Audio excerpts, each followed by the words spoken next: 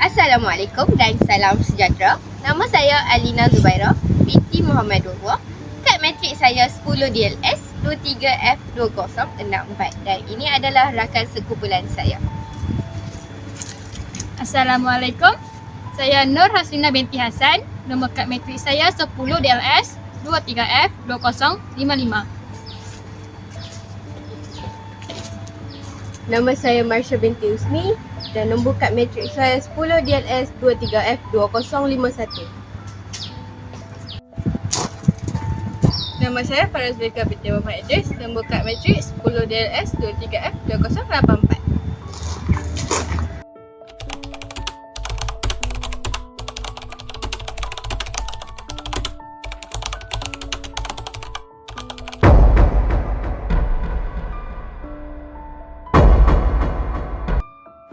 Trend boneka Labubu sedang viral. Banyak netizen berlumba-lumba mengoleksinya. Namun bagaimana pandangan Islam tentang menyimpan boneka di rumah?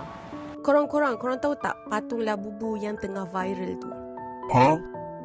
Dengar cerita patung tu sebenarnya terinspirasi daripada patung boneka iblis. Betul ke? So, patung ni dia mula-mula start viral bila Lisa Blackpink pakai. Dan semua orang start beli sampaikan berhimpit-himpit, berebut-rebut guys. Dikatakan pencipta dia yang bernama Casing Lang, dia kata dia terinspirasi buat patung ni daripada kisah dongeng Nordik. Tapi korek, orang cakap yang patung ni terinspirasi daripada mitologi monster yang berasal daripada Hong Kong sana yang bernama Tautie. So kalau korang nak tahu, Tautie ni sebenarnya adalah satu monster yang sangat-sangat rakus dan sangat serakah sampaikan dia boleh makan badan dia sendiri. So adakah benda ni betul ataupun mitos semata-mata?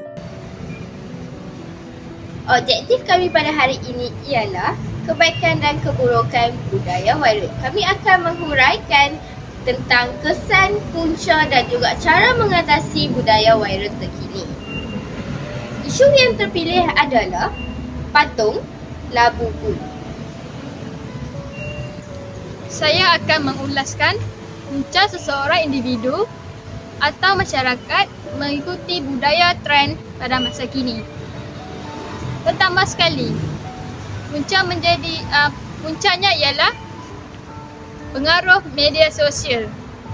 Media sosial seringkali mempromosikan trend-trend tertentu, termasuklah patung ataupun boneka Labubu yang kami ulaskan hari ini. Yang kedua, keterujaan terhadap trend. Trend seringkali menjadi keterujaan terhadap masyarakat kini, terutamanya remaja. Individu mungkin teruja untuk menjadi sebahagian daripada fenomena ini. Akhir sekali, keterujaan untuk menjadi popular. Ramai individu ingin mendapatkan pengiktirafan atau kepopularan ataupun pengikut, di mana mendorong mereka untuk mengikuti trend yang sedang popular. Sebagai contoh, kau ingin berkawan dengan kumpulan A, di mana kumpulan A mempunyai kereta, maka seorang individu itu haruslah mempunyai kereta supaya mendapat level mereka menjadi sama. Hukum bermain boneka bagi anak kecil. Para ulama yang membolehkan bermain boneka tujuannya adalah untuk mendidik si anak ketika masih kecil agar kelak ketika balik sudah dapat mengurus diri sendiri, rumah sehingga anak-anaknya. Adapun boneka yang sekadar dipajang di rumah-rumah, maka hendaklah kita takut dengan ancaman Nabi SAW bahawa malaikat tidak akan masuk pada rumah yang terdapat gambar makhluk bernyawa di dalamnya. Sebagaimana sabda Nabi Muhammad SAW, malaikat tidak akan masuk pada rumah yang di dalamnya ada anjing dan gambar makhluk bernyawa. Sekarang ni ramai sangat budak-budak perempuan tidur dengan patung. Hukumnya haram. Tak boleh.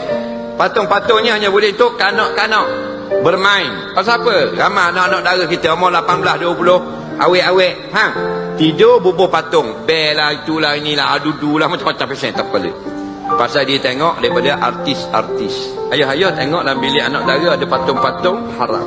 Innal malaikata la tadkhulu baitan fihi suwar. Tak masuk malaikat rahmat dalam rumah yang jadikan perhiasan patung. Yang boleh patung-patung ni permainan anak yang belum balik boleh. Balik cek. Jangan mari dengar je kuliah angguk-angguk tak aman. Jadi anak kecil boleh, tak ada masalah. Dibenarkan anak kecil bermain. Patung kuda, patung zebra, benda lagi, apa benda Superman, boboiboy halalintar, boboiboy tanah, boboiboy api, boboiboy air. Aduh, mana boboiboy, mana boboiboy. Bang, faham lagi. Tu budak-budak main boleh. Bang, ni satu lagi dalam kereta gantung patung-patung pula. Di belakang beruk 2 ekor. Tepi dinding spider. Faham? Depan lembu tu. Faham lagi? Ni apa benda ni? Tak boleh. Jangan hias lagu tu. Bubuh atas seat, anak kecil main, masuk dalam kereta, dia main. Supaya anak kita, dia main benda tu. Kalau tidak, dia main gear. Boleh kita lari 1/4, dia reverse.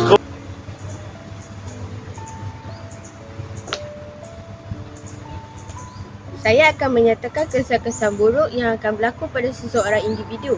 Yang pertama adalah kesalahan di dalam akidah, di mana seseorang individu tersebut memperlakukan patungnya seolah-olah menyembahnya dan menganggap patungnya mempunyai kuasa, di mana akidah dan tauhid seseorang tersebut akan terjejas. Yang kedua adalah pengalihan fokus daripada ibadah. Jika terlibat dengan sesuatu permainan seperti patung dengan terlalu lama, seseorang individu akan menjadi terlalu leka dan mengabaikan tanggungjawab ibadah dan perkara sunnah seperti solat dan juga membaca Al-Quran.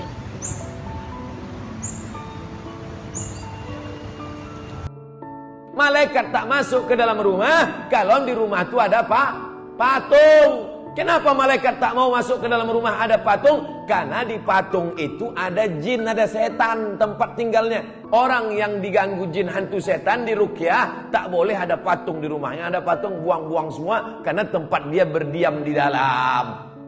Malaikat takut sama jin? Malaikat tak takut. Malaikat bukan takut sama jin. Malaikat tidak mau satu majlis dengan jin. Makanya kalau ada patung di situ, ada setan di situ, dia tak mau masuk ke dalam. Tapi yang tak masuk itu malaikat yang membawa rahmat. Malaikat maut. Saya akan bercakap tentang cara-cara mengatasi hal-hal yang telah kita sebutkan tadi. Yang pertama, setiap orang haruslah merefleksi diri sendiri bagi mencari atau mengetahui punca dan sebab berlakunya masalah-masalah tersebut. Sebagai contoh, adalah merefleksi diri sendiri untuk mengetahui punca dan penyebab berlakunya hal-hal yang kita sebutkan tadi. Yang kedua, ibu bapa perlulah memainkan peranan yang penting dalam hal ini. Seperti contoh, ibu bapa perlu mengambil tindakan dan mengambil tahu tindakan anak-anak dalam hal-hal seperti pembelian anak-anak dan lain-lain. Jika seseorang itu mempunyai apa-apa masalah, mereka perlulah mencari seseorang yang boleh dipercayai untuk berbicara dengan mereka. Berbicara hati ke hati dapat membantu mereka mengurangkan anxiety atau apa-apa masalah lain dalam diri sendiri. Terdapat beberapa kebaikan dalam mempunyai patung boneka, iaitu labubu. Yang pertama, rasa kepunyaan dan bertanggungjawab. Kenapa seorang individu akan bertanggungjawab terhadap barang kepunyaan dia? Sebab dia akan merasakan itu adalah harta ataupun benda yang berharga bagi diri ataupun seseorang. Pengurusan emosi. Patung boneka ataupun labubu seringkali menjadi perhatian kepada budak-budak untuk meluahkan emosi mereka dan menginteraksi bersama patung tersebut. Ini adalah salah satu cara untuk mengatasi masalah emosi. Yang ketiga adalah sumber keselesaan dan juga kebahagiaan.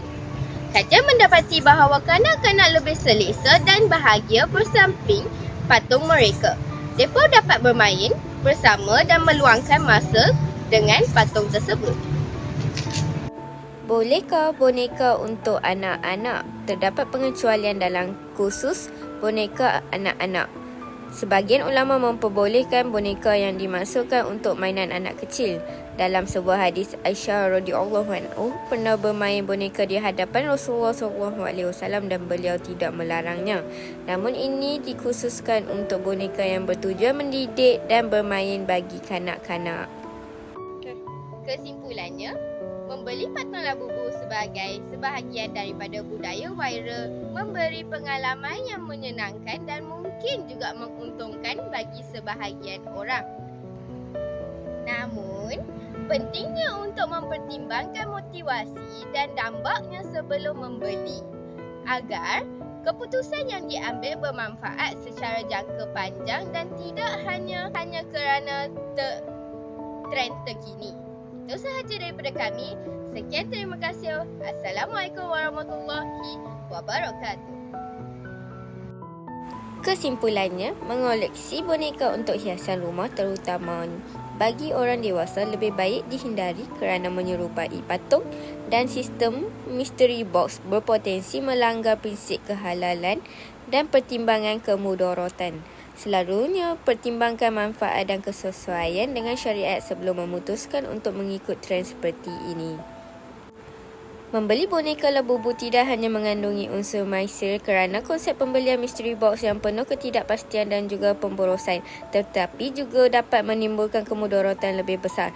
Hal ini kerana sebahagian saham Pop Mart International Group, perusahaan pembuat boneka ini dimiliki oleh perusahaan asal Israel seperti The Wayne Group Inc. Secara tidak langsung ini mendukung identiti Zionis Israel.